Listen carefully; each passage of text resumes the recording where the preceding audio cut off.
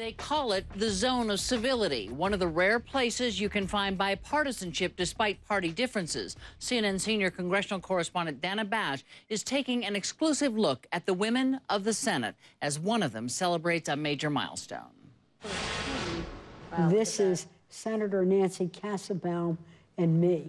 When Democrat Barbara Mikulski came to the Senate in 1988, there was only one other woman, a Republican. Yeah, the hemline's a little different, the hair color.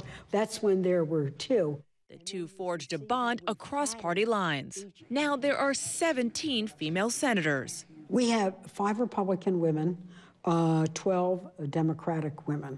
Mikulski is now becoming the longest-serving woman in congressional history. To mark it, she invited 3 other women across parties and generations to her Capitol hideaway to talk to us about what Senate women call their zone of civility. And when the day's over, let's kick back and put our lipstick on and have a glass of wine and keep the institution and America going. She hosts a dinner every quarter of all the women senators, and obviously those dinners are highly confidential. But we talk about... Just among us girls. You can well, we talk about our families and our concerns in our lives, and sometimes we talk about what we're working on, but it's a very collegial setting.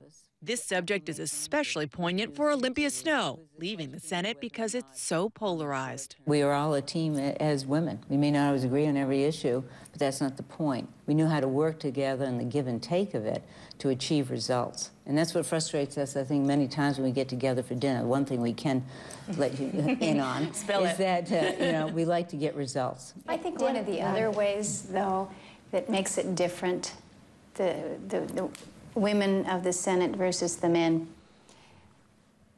I don't think we've got as much ego attached with who's getting the credit. One example, legislation to help 9/11 first responders. Both Lisa and Olympia were encouraging me. They said, we're not going to be named sponsors of the bill in the first instance, but we believe in what you're doing. We trust each other. It's almost instinctive. They differ on everything from taxes to energy policy, but generally agree on women's issues.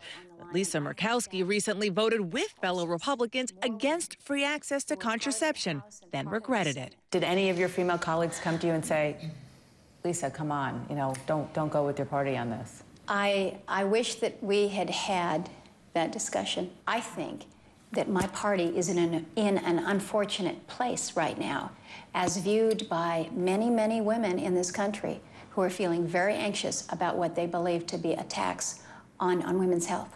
In a bitterly partisan era, Senate women cherish their bipartisan sisterhood. When I fell and cracked my ankle 2 years ago, the first person on the phone to talk with me was Senator Murkowski. Ironically, this dean of the Senate women learned from an old boys network that no longer exists here. Get to know each other personally, work better professionally. I won't always be here, but I hope the legacy of civility that I've worked with the other women to create will remain. Dana Bash, CNN, Capitol Hill.